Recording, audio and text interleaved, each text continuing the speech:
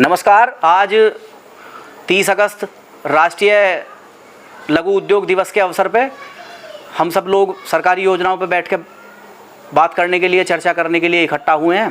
भारत सरकार की तरफ से चल रही सभी योजनाओं पे चर्चा करने वाला, बताने वाला, नीचे तक पहुंचाने वाला कोई व्यक्ति नहीं है।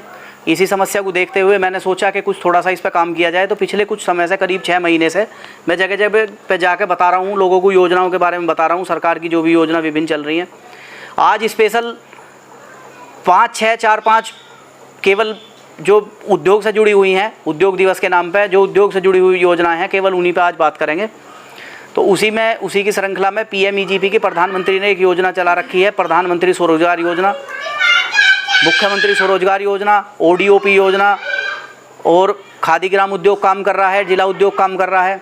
तो इसी सब पे जो है योजनाओं पे कौन कौन सी योजनाओं का क्या क्या लाभ हो सकता है, किस किस तरीके से योजना ली जा सकती है, इसी सब पे कागज़ फॉर्मेलिटी से लेकर और योजना को लाने तक का पूरे के पूरे प्रोसीजर पे बात करेंगे। देश में होता क्या है कि जो युवा पढ़ लेते हैं, पढ़ने के बाद सरकारी नौकरी नहीं लगती, तो सरकार उनके लिए 25 से 30 साल और 45 साल तक योजनाओं का अपना खुद का व्यापार, खुद का उद्योग करना चाहते हैं। उसमें कंट्रीब्यूट करने के लिए सरकार 35%, 25% सब्सिडी के साथ पैसा देने का काम कर रही है। सबसे पहले जो है प्रधानमंत्री स्वरोजगार योजना की बात कर लेते हैं। जो प्रधानमंत्री स्वरोजगार योजना है वो देश भर में जो 10वीं 12वीं ग्रेजुएट युवा ऐसे ही घूम रहे, जिन्हें कोई रोजगार नहीं मिला, जिन्हें कोई नौकरी नहीं मिली, उन्हें प्रधानमंत्री स्वरोजगार योजना का लाभ ले लेना चाहिए। 10 से 20 लाख रुपए, 25 लाख रुपए तक आराम से पहली बार में उसे 20 से 25 लाख रुपए का लाभ आराम से मिल जाएगा। मिलेगा कैसे जी? और उस पर 25 से 35% की सब्सिडी मिलेगी। अगर किसी ने 10वीं कर रखी है, 12वीं कर रखी है, तो वो प्रधानमंत्री PMEGP की योजना में अप्लाई करके और वो उसका 25 लाख रुपए तक का लाभ आराम से ले सकता है। ये 5 साल का लोन रहेगा। जिसे अपना कोई छोटा मोटा रोजगार शुरू करना, 5 साल का लोन रहेगा। 5 साल के लोन में 35% की तो सब्सिडी हो गई, 60 किस्तों में वो पैसा जाना है। तो PMEGP में जो 25 लाख रुपए तक का पहली बार में लोन मिलेगा, इसे बढ़ा करके हम अगली बार में, अगले टर्न में अगर 5 साल का लोन पूरा कर देते हैं, सही समय से जमा कर देते हैं, तो हमारा सिविल बढ़िया हो गया। जब सिविल बढ़िया हो जाएगा तो अगली बार दोबारा लोन अप्लाई करने जाएंगे तो उस लोन को बढ़ा के 25 लाख रुपये से 50 लाख रुपये, 1 करोड़ रुपये आराम से कर देगी सरकार। बैंक कर देंगे, बैंकों को विश्वास हो जाएगा, आराम से 1 करोड़ रुपये तक वो दूसरी बार में लोन हो जाएगा। दूसरी बार में भी सरकार उस पर 35% की सब्सिडी देगी। दूसरे टर्न में 5 साल में जमा करने के बाद जो दूसरे टर्न में लोन होगा 1 करोड़ रुपये तक का, 15% सरकार उस पर भी सब्सिडी देगी। 15% का लाभ फिर मिलेगा दोबारा। तो ये इस तरीके से बढ़ते बढ़ते एक व्यक्ति अपने जीवन में आराम से व्यापार को शुरू करके PMEGP का ही लाभ लेकर 100 करोड़ रुपये कंपनी खड़ी कर सकता है। अब इसमें काम क्या करेंगे? तम्बाकू, नशा, पशुपालन, ये सारी जो नशे वाले सामान हैं, इनके लिए तो सरकार लाभ देती नहीं है। बाकी किसी को सिलाई सेंटर खोलना हो, किसी को प्लास्टिक के सामान बनाने हो, किसी को लोहे का कोई काम करना हो, किसी को बढ़ई का कोई काम करना हो, किसी को फैक्ट्री, गत्ते की फैक्ट्री जैसे मैंने लगा रखी है इस तरीके की, किसी को फैक्ट्री लगानी हो, आटे की मिल लगानी हो, तेल का काम करना हो, किसी भी तरीके का काम करना हो, सब में ये योजना काम करेगी PMEGP वाली। जितने भी बिजनेस करने वाले बड़े कॉरपोरेट घराने बैठे हैं, आपने देखा होगा हमारे 2-2, 4-4 हज़ार रुपये, गरीब लोगों के 2-2, 4-4 हज़ार रुपये खाते में जमा होते हैं, लेकिन सरकार के पैसे को वो लोग कॉरपोरेट घराने इस्तेमाल कर रहे हैं। जैसे अंबानी, अडानी, हज़ार करोड़ रुपए के जिनके काम है, हज़ार करोड़ के लोन ले हुए हैं, वो सब इस पैसे को ऐसे ही बढ़ाते बढ़ाते लेके जाते हैं। एक दिन में किसी का भी लोन बड़ा नहीं होता। यहीं से शुरुआत होती है, 2-4-10 लाख रुपए के लोन से शुरुआत करें और फिर वो बढ़ते बढ़ते 100 करोड़ 150 करोड़ तक की कंपनी बन जावे। एक व्यक्ति अगर अपनी ज़िंदगी मेहनत करेगा 100 से 150 करोड़ रुपए कंपनी खड़ी कर लेगा। अभी गाँव के परिवेश की बात करते हैं और मैं आता हूँ दूसरी योजना पे, खादी ग्राम उद्योग पे। खादी ग्राम उद्योग हर जिले में काम कर रहा है, खादी ग्राम उद्योग। और खादी ग्राम उद्योग का इतना बढ़िया सिस्टम है कि किसी भी गांव में कोई छोटा मोटा कारोबार जोड़ना चाहता हो, जैसे आपने लिज्जत पापड़ का नाम सुना हो, लिज्जत पापड़ को कुछ महिलाओं ने ग्रुप बना के, आज से लिज्जत पापड़ बहुत फेमस कंपनी है, लिज्जत पापड़ 10-20 महिलाओं ने इकट्ठे हो गए और खादी ग्राम उद्योग से ही लोन लिया था और ले करके आज देखो तुम करोड़ों की कंपनी उन्होंने खड़ी कर ली। खादी ग्राम उद्योग के दफ्तर में जाके आप खादी ग्राम उद्योग की योजनाओं की जानकारी ले सकते हैं। मेरे चैनल पर जुड़ेंगे तो मेरे चैनल से आप जानकारी पूरी ले सकते हैं। खादी ग्राम उद्योग में भी लगभग 100 से 150 काम ऐसे हैं जो आप व्यापार किसी भी तरीके का शुरू कर सकते हैं। उसमें दोने पत्तल का शुरू कर सकते हैं, पेन पेंसिल बनाने का शुरू कर सकते हैं, गांव में डेयरी प्रोडक्ट का शुरू कर सकते हैं, डेयरी डेयरी फार्मिंग भी कर सकते हैं, डेयरी प्रोडक्ट भी कर सकते हैं। ये बजट खादी ग्राम उद्योग का 25 लाख रुपए था एक बार का लोन का, अब बढ़ा के खादी ग्राम उद्योग ने 25 लाख रुपए से 50 लाख रुपए से कर दिया। अगर 50 लाख रुपए में मैं हिसाब लगाऊं तो लगभग 17.5 लाख रुपए, 17.5 लाख रुपए की सब्सिडी बैठती है 35% की। कम बड़ा लाभ नहीं है ये बहुत बड़ा लाभ है। 50 लाख रुपए के लोन पे 17.5 लाख रुपए की सरकार सब्सिडी दे रही है, प्रोत्साहन दे रही है बढ़ाने के लिए। तो ये कम बड़ी बात नहीं है। गाँव का 10वीं 12वीं पढ़ा हुआ लड़का आराम से खादी ग्राम उद्योग का लोन लेकर अपना व्यापार, अपना बिजनेस खड़ा कर सकता है, शुरू कर सकता है। किसी भी तरह की कोई फैक्ट्री लगा सकता है, कारोबार को यहाँ से शुरू कर सकता है खादी ग्राम उद्योग की योजना से। अभी हम बात करते हैं इससे दूसरी योजना पे। अब हम आते हैं ओडीओपी पे। ओडीओपी का मतलब है वन डिस्ट्रिक्ट वन प्रोडक्ट, एक जनपद एक उत्पाद। उत्तर प्रदेश सरकार ने क्या करा है, अभी मैं उत्तर प्रदेश सरकार की बात कर रहा हूँ। उत्तर प्रदेश सरकार ने क्या करा है कि जिले जिले में इस तरीके की योजना चलाई है कि जहाँ जिस सामान को जिस जिले में ज़्यादा बनाया जा रहा हो, जैसे हमारा गाजियाबाद चुनाव है लोहे के लिए, क्योंकि लोहा मंडी है गाजियाबाद में बहुत बड़ी, आपने सुना होगा लोहा मंडी गाजियाबाद में बहुत बड़ी। मेरठ में स्पोर्ट्स का सामान बहुत बन रहा है, स्पोर्ट्स का बहुत सामान है मेरठ में बन रहा है। तो मेरठ जिला जो है वो स्पोर्ट्स के लिए चुन रखा है और जो गाजियाबाद जिला वो लोहे के लिए चुन रखा है। तो इसी तरीके से सारे जिलों में अलग अलग प्रोडक्ट बनते हैं, उसे बोलते हैं ओडीओपी योजना। ओडीओपी मतलब एक जनपद एक उत्पाद, एक जिले में एक तरीका का उत्पाद बने। जैसे फिरोजाबाद चूड़ी के लिए चिन्हित कर रखा सरकार ने। सरकार की इसके पीछे मंशा क्या है? सरकार की इसके पीछे मंशा ये है कि जिस जिले में जो उद्योग ज़्यादा हो रहा है उसे वहीं के वहीं बढ़ाया जाए, उसके कारीगर आसानी से मिल जाएंगे, उसका वहाँ से एक्सपोर्ट आसानी से हो जाएगा। जैसे तुमने देखा होगा पिलखवा हमारा कपड़े के लिए बहुत फेमस है, पानीपत सोनीपत बहुत ज़्यादा कपड़े के लिए फेमस है। तो सरकार की ये मंशा है कि जिस जिले में जो प्रोडक्ट बन रहा है वो आसानी से उसे सर्वाइव करने में दिक्कत ना हो, जो नई पीढ़ी आ रही है वो वहीं से सीख लेगी और वहीं से उसे व्यापार को शुरू कर लेगी। तो उसके प्रोत्साहन के लिए ओडीओपी योजना चला रखी है। अब ओडीओपी में आप काम कैसे करोगे? ओडीओपी योजना आप ऑनलाइन अप्लाई कर लो। ओडीओपी योजना आप अप्लाई कर लो ऑनलाइन, और ऑनलाइन अप्लाई करने के बाद उसमें फिर ट्रेनिंग के लिए वो 8 दिन के लिए आपको बुलाएंगे। 8 दिन जाओ, आप ट्रेनिंग लो। जो 10वीं 12वीं भी अगर किसी ने ना कर रखी तो वहाँ पे एक ट्रेनिंग होती है 8 दिन की। 8 दिन की ट्रेनिंग में 250 से 500 रुपये का कुछ अनुदान भी है जो पर डे तुम्हें दिया जाएगा। जैसे तुम अपना समय दे रहे हो तो उस समय के लिए जो है, जो तुम समय दे रहे हो अपना, तो उस समय के लिए मतलब समय तुम्हारा जाया ना जाए, इसलिए सरकार 250 से 300 रुपये देती है। और खाना पीने का सारा इंतजाम वहीं हुआ है। ट्रेनर बड़े अच्छे ट्रेनर आए हैं, बहुत बढ़िया। वो मैंने करी है वो ट्रेनिंग, और उसमें जो है ट्रेनिंग में सारी बात उद्योग से जुड़ी हुई, व्यापार से जुड़ी हुई, उद्योग कैसे डूब जाते हैं, उद्योग कैसे सक्सेस होते हैं, कौन से काम को कैसे करा जाएगा। मैंने लोया में चुना हुआ गाजियाबाद, तो मैंने वेल्डिंग में इसका फार्म ओडीओपी में भरा था, तो मुझे इसकी जानकारी इसलिए है।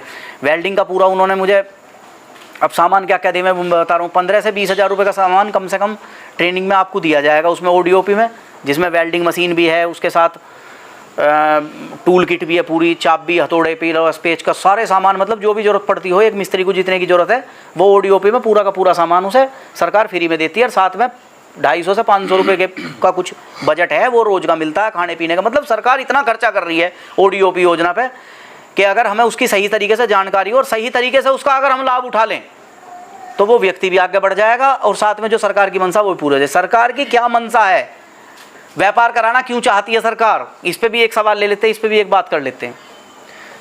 जो देश को आगे बढ़ाएगा, देश को आगे सरकार नहीं बढ़ाएगी, देश को जो आगे बढ़ाएगा देश का युवा आगे बढ़ाएगा, देश का युवा परिवर्तन लाएगा। देश का युवा अगर नशा करता रहा, जैसे पंजाब बदनाम हुआ शराब के लिए, कुछ तो फिल्म इंडस्ट्री ने बदनाम कर दिया, कुछ हालात भी वहाँ ऐसे ही हैं पंजाब में, तो वहाँ के नशे के पीछे हैं तो नशे में बदनाम हो गए। तो सरकार ये चाहती है कि जो पढ़े लिखे युवा हैं वो अपना कौशल निकाल के लाएं। कौशल विकास की भी सरकार ने योजना चला रखी है, कौशल विकास में ट्रेनिंग देती है सरकार कि कौशल अपना दिखावें और जो भी कोई फैक्ट्री जो भी कुछ लगाएंगे उसमें फैक्ट्री लगावें, कमावें उससे कुछ, और कमाने के बाद सरकार को टैक्स मिलेगा। सबसे बड़ा फ़ायदा सरकार को टैक्स का होगा।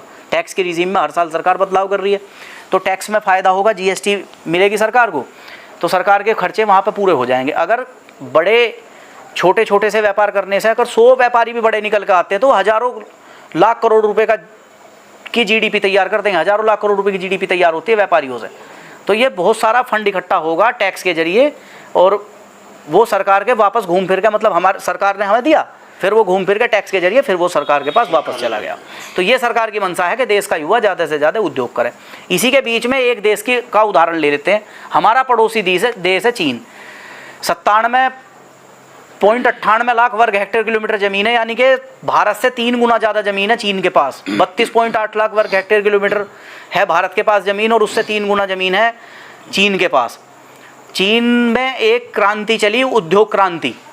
उस क्रांति के बारे में पूरी जानकारी तो मैं आपको वीडियो में नहीं दे सकता, आप गूगल पर सर्च करोगे तो सारी चीज़ मिल जाएंगी। चीन ने उद्योग क्रांति में ये करा कि हर घर में किसी के अगर 100 गज के 50 गज के भी प्लॉट है तो नीचे की तरफ होल घेर के, जैसे होल में हम बैठे हैं, नीचे की तरफ होल घेर के उसमें फैक्ट्री लगा रखी है, और ऊपर की तरफ परिवार रह रहा है, नीचे की तरफ काम हो रहा है, ना चौकीदार की जरूरत, वहीं के वहीं सुबह उठे हैं, अपना काम करें उसी में फैक्ट्री में, और वहीं पे प्रोडक्ट बनावे, सामान बनावे, और फिर अपना रात में जाकर आराम कर लें। घरों घरों में फैक्ट्री वहाँ लगी हुई हैं। तुम जितने मोबाइल देख लो, LCD देख लो, चाइनीज जितना सामान आ रहा तुम देख लो, चाइनीज सामान की बुराई करें हमारे यहाँ लोग, पर हम थोड़ी जा रहे हैं चीन सामान लेने। ये तो सरकार को सोचना चाहिए, मैं थोड़ी जा रहा हूँ चीन सामान लेने, सरकार इंपोर्ट करवा रही है ना वहाँ से। सरकार को इस पर ध्यान देना चाहिए, भारत सरकार को, और हमारे देश के युवाओं को भी ध्यान देना चाहिए कि हम अपने घरों में इस तरीके की छोटी छोटी फैक्ट्री लगा के एक चीन की तर्ज पे हम, मतलब चीन से जो अच्छी बात है वो सीखनी चाहिए। बुराई करने से नहीं, खाली चीन की बुराई करने से काम होने वाला ना है, हमें अपने घरों में छोटी छोटी फैक्ट्री लगानी चाहिए इस तरीके की। और इन तमाम योजनाओं का, जिन योजनाओं में बात करने बैठा हूँ, इन तमाम योजनाओं का लाभ लेकर भारत सरकार के साथ जुड़ के, उत्तर प्रदेश सरकार के साथ जुड़ के काम करना चाहिए। प्रोडक्ट घरों घरों में बनाने चाहिए, हमारे घर की महिलाओं को भी काम मिलना चाहिए और पुरुषों को भी काम मिलना चाहिए। अब जो परिवार चल रहे हैं ना आसिफ भाई, वो परिवार जो है, एक आदमी के कमाने से परिवार नहीं चलेंगे। जो घर की महिला है उन्हें काम करना पड़ेगा, क्योंकि बढ़ती जनसंख्या, घटता संसाधन इस पूरे विश्व के लिए, भारत के लिए खास तौर से पूरे विश्व के लिए समस्या बना हुआ है। जितनी जनसंख्या बढ़ती जाएगी उतने संसाधन कम होते चले जाएंगे। तो इस समस्या से उभरने के लिए हमें भी सरकार का साथ देना चाहिए। हमें जो व्यापार करने, हम सरकार जो योजना ला रही है, हमें दफ्तरों में जाकर पता करना चाहिए। हर ज़िले में जिला उद्योग के ऑफिस है, हमारे यहाँ सियानी में है, गाजियाबाद में है, जानकारी किसी को? सियानी में है ना जिला उद्योग DIC। हाँ, तो वहाँ से जाके योजना का पता कर सकते हैं, वहाँ से जाके योजना अप्लाई कर सकते हैं। 25% का लाभ देता है DIC, उस लाभ का फ़ायदा उठा सकते हैं, अपने लोन को निरंतर आगे बढ़ा सकते हैं, अपने व्यापार को आगे बढ़ा सकते हैं। अब इससे अलग आते हैं हम, एक योजना शुरू हुई है विश्वकर्मा योजना। अब बात करते हैं विश्वकर्मा योजना की। जो लोग पढ़े लिखे भी नहीं हैं, अब बात उनकी कर लेते हैं, जो पढ़े लिखे भी नहीं हैं, उन्हें सरकार ने ध्यान में रखते हुए विश्वकर्मा योजना को शुरू किया है। अभी तत्काल जल्दी शुरू हुई है ये योजना। विश्वकर्मा योजना में क्या है कि जो गांव में, शहर में छोटे सिलाई का काम करने वाले, लकड़ी का काम करने वाले, बढ़ई, लोहार, हाथ के दस्तकार, जिन्हें हाथ शिल्पकार हैं, हाथ के काम करने वाले, जिन्हें जानकारी है, पैसा उनके पास नहीं है और डिग्री भी उनके पास नहीं है, 10वीं 12वीं भी नहीं कर रखी, अनपढ़ हैं, तो उनके लिए विश्वकर्मा में फार्म भरो। और विश्वकर्मा योजना में जैसे मैंने ट्रेनिंग ODOP की बताई, उसी तरीके की ट्रेनिंग यहाँ पे मिलेगी। 500 रुपये रोज़ सरकार उसमें देगी ट्रेनिंग के टाइम पे, और लगभग 15,000 रुपये का एक वाउचर देगी, जिस वाउचर को आप ले जा करके मशीनें या जो भी तुम्हें ख़रीदना, टूल किट वगैरह, हथौड़ी, चाबी, पिलास, पेचकस, जो भी उसमें वो भी है, जो मिस्त्री हो ना, ये मकान बनाने वाले राजमिस्त्री, उनको भी, उनके फार्म भी उसमें भरे जाएँ। इसमें कोई उम्र की सीमा भी ना है। तो इस योजना का, हाँ, तो इसका जो है ना विश्वकर्मा योजना का लाभ बहुत अच्छे तरीके से विश्वकर्मा योजना का लाभ लिया जा सकता है। जो अनपढ़ हैं उन्हें सरकार ट्रेनिंग भी देगी, साथ में 15,000 रुपये का सामान का वाउचर देगी। और अब इससे एक ऊपर और बहुत बढ़िया बात है इसके अंदर, ट्रेनिंग का सर्टिफिकेट तो सरकार का मिलेगा। हमारे यहाँ विश्वकर्मा में करके आए हैं, वो सर्टिफिकेट बांटे थे हमारे गाँव, मोबाइल सब मिले थे उसमें। तो विश्वकर्मा योजना में जिन लोगों ने फार्म भरे थे उन्हें सरकार ने पीछे मोबाइल भी दिए थे, टूल किट वगैरह भी दी थी। और इसमें फ़ायदा यह है कि 3 लाख रुपए तक का लोन सरकार, अनपढ़ आदमी को भी 3 लाख रुपए तक का लोन 5% के ब्याज पे। 5% तो बिल्कुल मिनिमम हो है। KCC किसान कार्ड वालों को 4% पे, 7% पे दे रही है सरकार। तो इसी तरीके से विश्वकर्मा को भी, जो बहुत छोटे काम करने वाले लोग हैं, उन्हें ध्यान में रखते हुए 5% के ब्याज पे सरकार उसे पैसा देगी। तो बहुत अच्छी योजना है विश्वकर्मा योजना, अच्छी योजना है ना ये। हाँ। अब बात कर लेते हैं जिला उद्योग की। जिला उद्योग के बाद बात करेंगे, जिला उद्योग पर थोड़ा सा बात कर लेंगे, फिर उसके बाद दूसरी योजना पर बात करेंगे। जिला उद्योग में जो DIC है, हर जिले में जिला उद्योग DIC के नाम से, जिला उद्योग केंद्र के नाम से सभी जगह दफ्तर बने हुए हैं पूरे ज़िले में। और वो 25% सब्सिडी के साथ वो पैसा देंगे, ट्रेनिंग देंगे। उनके यहाँ वो बनते हैं मेमोरेंडम पार्ट 1 और मेमोरेंडम पार्ट 2 उनकी ट्रेनिंग के। एक मेमोरेंडम पार्ट 1 हो, एक मेमोरेंडम पार्ट 2 हो है। वहीं से GST अप्लाई करवा देंगे वो। वहीं से तुम्हारा इनकम टैक्स भरवा देंगे। सारी चीज़ों की जानकारी वहाँ पे तुम्हें जिला उद्योग में मिल जाएगी। अगर किसी को उद्योग करना है तो जिला उद्योग के साथ जुड़ के छोटा या बड़ा काम कैसा ही भी कर सकते हैं। किसी का अगर पहले से चला आ रहा है तो उसमें भी वो मेमोरेंडम पार्ट 1 मेमोरेंडम पार्ट 2 का लाभ ले सकते हैं। जिला उद्योग के माध्यम से उसे बढ़ा सकते हैं, DIC के माध्यम से बढ़ा सकते हैं। जितने पोल्यूशन के और तरीके के जो लाइसेंस हैं, उन सारे लाइसेंसों की जानकारी वहीं से जिला उद्योग से मिलती है। पूरी जानकारी देते हैं, बड़े अच्छे तरीके से अधिकारी बैठ कर तुम्हें सारी बात समझाएंगे, पूरी उसमें फुल हेल्प करेंगे। एक बीच में कुछ दिन पहले चली थी मुद्रा योजना, बात करेंगे मुद्रा योजना की, प्रधानमंत्री मुद्रा योजना। मुद्रा योजना के विषय में मैं आपको बताऊं कि जिनके व्यापार पहले से चले आ रहे थे और वो किसी क्राइसिस के चलते, जैसे पीछे नोटबंदी हुई थी तो नोटबंदी के चलते कुछ लोगों के व्यापार ढीले पड़ गए, कुछ लोगों के व्यापार घट गए, तो उस मामले को नज़र में रखते हुए सरकार ने 10 लाख रुपए तक की मुद्रा योजना की शुरुआत करी कि 10 लाख रुपए तक का लोन लेकर के आप अपने पुराने व्यापार को बढ़ा सकते हैं। तो ये मुद्रा योजना ने भी उद्योग लगाने में, व्यापार करने में बहुत मदद मुद्रा योजना ने भी करी है। और मुद्रा योजना लगातार चली आ रही है। मुद्रा योजना का जो लोग लाभ लेना चाहते हैं, ऑनलाइन सारी चीज़ की जानकारी सब पड़ी हुई है। मेरा तो बताने का इतना तात्पर्य है कि ज़्यादा से ज़्यादा इन योजनाओं का लाभ लिया जाए। इसी योजना के क्रम में जो है हमारे बीच में अभिषेक तेवतिया जी हैं, वो कुछ सवाल करना चाह रहे हैं, तो एक बार उनका सवाल ले लेते हैं, उसके बाद फिर मैं वापस आप जवाब पे आऊँगा। भैया हमें इस विषय में ये जानकारी लेनी है कि जैसे किसी को लोन लेना हो, जो आपने बताई है, तो वो प्रक्रिया जो है मतलब कैसे होगी, कहाँ लोन मिलेगा, क्या क्या डॉक्यूमेंट मतलब क्या क्या उन्हें देने होंगे और कहाँ जाना पड़ेगा, ठीक है, इस विषय में आप बताइए। अब डॉक्यूमेंट्स की बात आ रही है, मैं डॉक्यूमेंट्स पे आपको बताना शुरू करूँगा। डॉक्यूमेंट्स में सबसे पहले चाहिए आधार कार्ड, क्योंकि आधार कार्ड व्यक्ति की पहचान है। ये पता लगेगा कि मैं अभिषेक हूँ तो वो आधार कार्ड से पता लगेगा, इसलिए तो आधार कार्ड चाहिए। और दूसरा उसके साथ चाहिए आयकर विभाग का पैन कार्ड सबने कंपलसरी कर दिया, सभी बैंकों में खाते में लगाना पड़ेगा। आप कितना लेन देन करते हो, कहाँ करते हो, टैक्स जमा करते हो, नहीं करते हो, सारी जानकारी आप पे निगरानी रखने के लिए आयकर विभाग ने एक बना कर दे रखा पैन कार्ड नंबर। जीवन में एक बार ही बना है पैन कार्ड नंबर, वो हमेशा चलता रहे, आधार कार्ड नंबर भी और पैन कार्ड नंबर भी। तो दूसरा कागज हो गया पैन कार्ड। आप कितने पढ़े लिखे हो, इसके लिए 10वीं के या 12वीं के जो आपके पास डॉक्यूमेंट्स हैं, सनद मार्कशीट जो भी हैं, वो पेपर तुम्हारे पढ़ाई के चाहिएंगे, जिससे ये पता लगे कि मैं पढ़ा तो था लेकिन मेरा कोई रोजगार नहीं लगा, मेरी कोई नौकरी नहीं लगी। मैं 10वीं 12वीं कर ली, मैं पढ़ाई तो मैंने करी देश में, स्कूल से मैं 10वीं भी करी है, 12वीं भी करी है, लेकिन मेरी कहीं नौकरी नहीं लगी, कहीं कुछ नहीं हुआ। तो मुझे व्यापार करना, तो 10वीं 12वीं के कागज उसमें, ये 10वीं 12वीं के कागज चाहिएंगे। एक कागज उसमें चाहिएगा अनापत्ति पत्र प्रधान का, कि प्रधान को आपके गाँव में फैक्ट्री लगाने से, उद्योग लगाने से गाँव को कोई नुकसान तो ना हो रहा है, तो उस बात का अनापत्ति पत्र लगेगा। अनापत्ति मतलब कि मुझे कोई आपत्ति नहीं है इस काम करने से, उसका एक फार्म है, वो मैं फार्म आपको जो वीडियो चल रही है साइड में इसमें दिखा देंगे। तो वो अनापत्ति पत्र उस पर भर के देगा प्रधान, उस पर मोहर लगा के देगा कि हमें इसके काम करने से कोई आपत्ति नहीं है, अनापत्ति पत्र हो गया। एक चाहिएगा उसमें जाति प्रमाण पत्र, कास्ट सर्टिफिकेट इसलिए चाहिए कि जो OBC वर्ग के और SC वर्ग के लोग हैं उनके लिए विशेष लाभ, उसमें जर्नल वालों के लिए तो 25% की सब्सिडी है, और जो SC OBC वाले हैं उनके लिए 35% की सब्सिडी। हमें 35% का लाभ मिलता है OBC कैटेगरी में।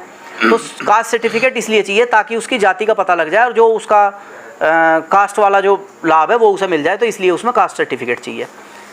एक कागज़ चाहिए उसमें बैंक का खाता, आप किस बैंक के साथ जुड़ रहे हो, कौन से बैंक से आप लोन कराओगे, तो वहाँ का बैंक का उसमें खाता चाहिए जहाँ से उसका लेन देन हो सके, वो फाइल उस बैंक में जा सके। तो बैंक का खाता भी इसमें मैंडेटरी, बैंक का खाता भी इसमें चाहिए।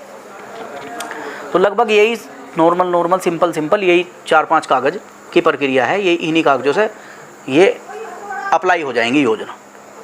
अप्लाई कैसे होंगी, ये ऑनलाइन होंगी? ऑनलाइन अप्लाई होंगी, ये भी सवाल सही है। आजकल सारी जितनी भी भारत सरकार की जितनी भी योजना आ रही हैं सबको पोर्टल पे डाला हुआ है। विधायक, प्रधान, योजना, सबके सब जो है सारा का सारा काम लगभग ऑनलाइन आ चुका है, सारे विभाग ऑनलाइन आ चुके हैं।